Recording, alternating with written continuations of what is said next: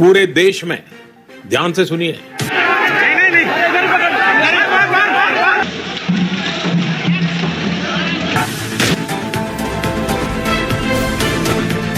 जी हाँ दोस्तों, बिल्कुल सही सुना आपने। कोरोना की दूसरी लहर ने देश में मचा दिया है कहर, क्योंकि देश भर में कोरोना के मरीजों की संख्या रोजाना नए रिकॉर्ड बना रही है। अब तक देश भर में कोरोना से मरने वालों की संख्या 1,90,000 के पार पहुंच गई। इसी बीच भारत सरकार और स्टेट गवर्नमेंट ने मिलकर कई राज्यों, शहरों और अलग अलग जगहों पर लॉकडाउन, धारा 144 और नाइट कर्फ्यू का ऐलान किया। ऐसे में आप लोगों को जान लेना चाहिए कि बीते 24 घंटों में भारत के किन किन शहरों और राज्यों में लॉकडाउन लगा है, या धारा 144 लगी है, या फिर नाइट कर्फ्यू लगा है। क्या खुला रहेगा, क्या बंद रहेगा, सब कुछ इस वीडियो में जानने को मिलेगा। और भारत के सभी राज्यों ने बिना मास्क के पकड़े जाने पर जुर्माने की राशि की तय। रेलवे में यात्रा के नियम बदले, 500 और 2000 के नोटों पर पाबंदी का भी आया बड़ा फैसला।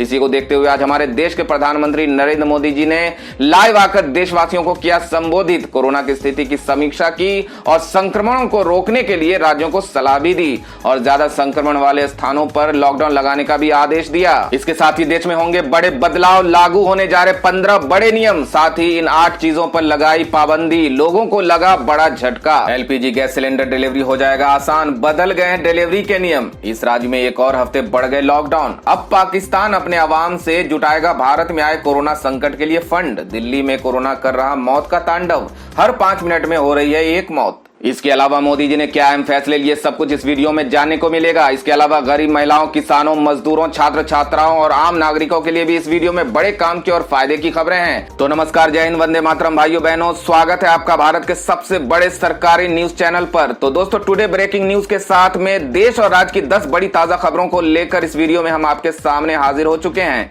तो दोस्तों, सारी खबरें सिलेक्टेड और आप लोगों के काम की खबरें हैं, इसलिए भाइयों और बहनों आप वीडियो को शुरू से लेकर लास्ट तक पूरा लगातार देखते रहिएगा।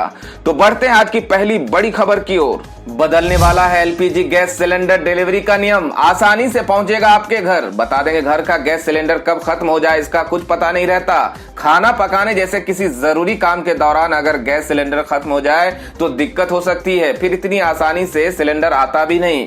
इसके लिए आपको बुकिंग करनी पड़ती है। अगर आपकी गैस एजेंसी दूर हो तो सिलेंडर घर पर आने में और देर लग सकती है।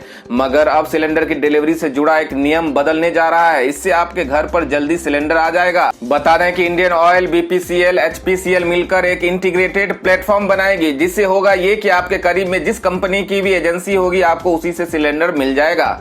यानी अगर आपकी एजेंसी एचपीसीएल की है, अगर आपके करीब में इंडियन ऑयल की एजेंसी है तो आपको उसी से सिलेंडर मिल जाएगा। इससे लोगों को गैस सिलेंडर हासिल करने में काफी आसानी हो जाएगी।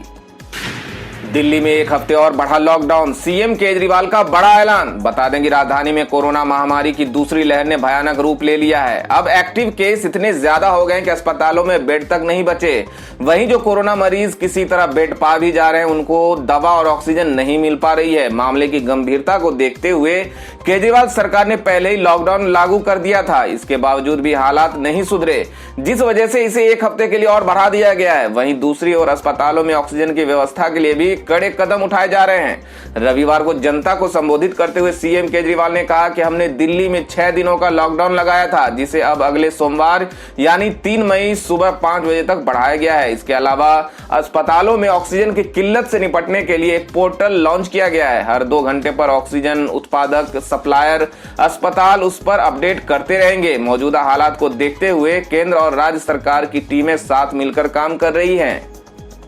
दोस्तों, खबरों में आगे बढ़ने से पहले जान लेते हैं आज के माइंड क्विज के सवाल को, जिसमें भाग लेकर आप अपने जनरल नॉलेज और अपनी जानकारी को बढ़ा सकते हैं। आज के माइंड क्विज का सवाल है, हिमाचल प्रदेश की राजधानी कहाँ है? इस सवाल का सही उत्तर नीचे कमेंट बॉक्स में देना है और साथ ही आप अपने नाम के साथ अपने शहर का नाम भी जरूर लिखें। तो बढ़ते हैं अगली बड़ी खबर की ओर। इंडियन रेलवे की तरफ से एक बड़ी खबर निकल के आ रही है। रेलवे ने तैयार किए कोविड केयर कोच, इन राज्यों को मिलेगी मदद। बता दें कि कोरोना वायरस की दूसरी लहर के बाद देश के ज्यादातर हिस्सों के हालात बेकाबू हो रहे हैं। मरीजों की बढ़ती संख्या के बीच अस्पताल में बेड खाली नहीं है।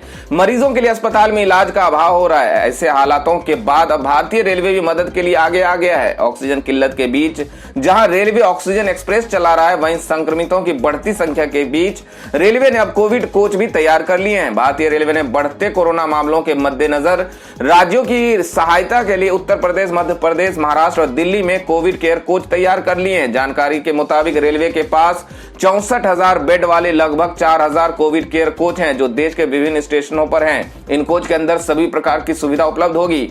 4,000 कोविड कोच तैयार करने में रेलवे ने करीब 1,000 करोड़ रुपए का खर्च किया है। दरअसल इन राज्यों में ही सबसे ज्यादा कोरोना के मरीज मिल रहे हैं, जिसके मद्देनजर अस्पताल में बेड की कमी के बाद इन कोच को तैयार किया गया है। वहीं अगर रेलवे की ओर से तैयार कोविड कोच के अंदर सुविधा की बात करें तो इनके अंदर कोरोना मरीजों के लिए सभी जरूरी सुविधाएं मौजूद रहेंगी। मरीजों को गर्मी न लगे इसके लिए कूलर की फिटिंग की गई है। रेल के कोच को पूरी तरह से अस्पताल के बेड की तरह तैयार किया गया है। यहां तक कि कोच में गर्मी का प्रकोप कम करने के लिए छत पर घास भी बिछाई गई है। घास को पानी डालकर ठंडा भी किया जाएगा। हालांकि यहाँ पर मरीजों के लिए ऑक्सीजन की व्यवस्था नहीं होगी, इसलिए यहाँ पर गंभीर मरीजों को नहीं रखा जाएगा। तो दोस्तों, देश में फैले इस संकट के बीच रेलवे की ओर से किए गए इस काम के बारे में आप क्या सोचते हैं? आप हमें कमेंट करके जरूर बताएं। तो बढ़ते हैं अगली बड़ी खबर की ओर। दिल्ली को ऑक्सीजन संकट से उबारने के लिए केजरीवाल ने उद्योगपतियों को लिखा पत्र, कहा प्लीज मदद कीजिए। बता दें कि देश की राजधानी दिल्ली में कोरोना संकट के साथ साथ ऑक्सीजन की किल्लत एक बहुत बड़ी समस्या बनी हुई है। दिल्ली में ऑक्सीजन की कमी के कारण लगातार कोरोना संक्रमितों मरीजों की मौत हो रही है। मुख्यमंत्री अरविंद केजरीवाल ने केंद्र से लेकर अपने पड़ोसी राज्यों की सरकारों से भी ऑक्सीजन की मदद मांगी है और अब मुख्यमंत्री ने देश के तमाम बड़े उद्योगपतियों को एक पत्र लिखा है। केजरीवाल ने इस पत्र के जरिए दिल्ली के लिए ऑक्सीजन की मांग की है। मुख्यमंत्री ने इस खत में लिखा है कि कृपया करके दिल्ली को इस संकट से उबारने में दिल्ली सरकार की मदद करें। यदि आपके पास ऑक्सीजन और टैंकर है तो हमारी मदद के लिए आगे आए। आपको बता दें कि केजरीवाल ने जिन उद्योगपतियों को पत्र लिखा है उसमें मुकेश अंबानी के अलावा रतन टाटा, आदित्य बिरला, राहुल बजाज, आनंद महिंद्रा, हिंदुजा ब्रदर्स समेत कई बड़ी हस्तियां शामिल है। बता दें कि दिल्ली में ऑक्सीजन की किल्लत बहुत ज्यादा हो रही है। स्थिति यह है कि अस्पतालों में ऑक्सीजन की कमी के कारण वहां भर्ती मरीज अब दम तोड़ रहे हैं। दिल्ली में यह समस्या गंभीर इसलिए भी है, यहां पर ऑक्सीजन का प्रोडक्शन नहीं होता और ना ही मेडिकल ऑक्सीजन की कोई फैक्ट्री है। शनिवार को तो दिल्ली के जयपुर गोल्डन अस्पताल में ऑक्सीजन की कमी के कारण 20 मरीजों की मौत हो गई थी। तो दोस्तों, दिल्ली में ऑक्सीजन की आपूर्ति के लिए दिल्ली सरकार को और क्या ठोस कदम उठाने चाहिए? आप क्या सोचते हैं? अपनी राय, अपने सुझाव हमें कमेंट करके जरूर बताएं। तो बढ़ते हैं अगली बड़ी खबर की ओर। पाकिस्तानी क्रिकेटर शोएब अख्तर ने पाकिस्तान की सरकार से की अपील, कहा भारत में आए संकट के लिए जुटाया जाए फंड। बता दें कि भारत में कोरोना महामारी के बीच पैदा हुए ऑक्सीजन संकट पर पूर्व पाकिस्तानी तेज गेंदबाज शोएब अख्तर ने चिंता व्यक्त की है। साथ ही उन्होंने अपने मुल्क पाकिस्तान की सरकार से ये अपील की है कि इस मुश्किल वक्त में हिंदुस्तान की मदद की जाए। शोएब अख्तर ने पाकिस्तान की सरकार और देशवासियों से कहा है कि भारत में कोरोना की दूसरी लहर के बीच जो ऑक्सीजन संकट पैदा हुआ है, इसे निपटने में मदद की जाए। भारत की मौजूदा हालात को देखते हुए शोएब अख्तर ने अपने यूट्यूब चैनल पर एक वीडियो डाला जिसमें उन्होंने पाकिस्तान में अपने सभी प्रशंसकों से भारत के लिए फंड जुटाने की अपील की और उन्हें ऑक्सीजन टैंक पहुंचाने में मदद करने का अनुरोध किया। शोएब ने कहा कि किसी भी सरकार के लिए मौजूदा संकट से निपटना असंभव है। मैं अपनी सरकार और प्रशंसकों से भारत की मदद करने की अपील करता हूं। भारत को ऑक्सीजन टैंकों की बहुत जरूरत है।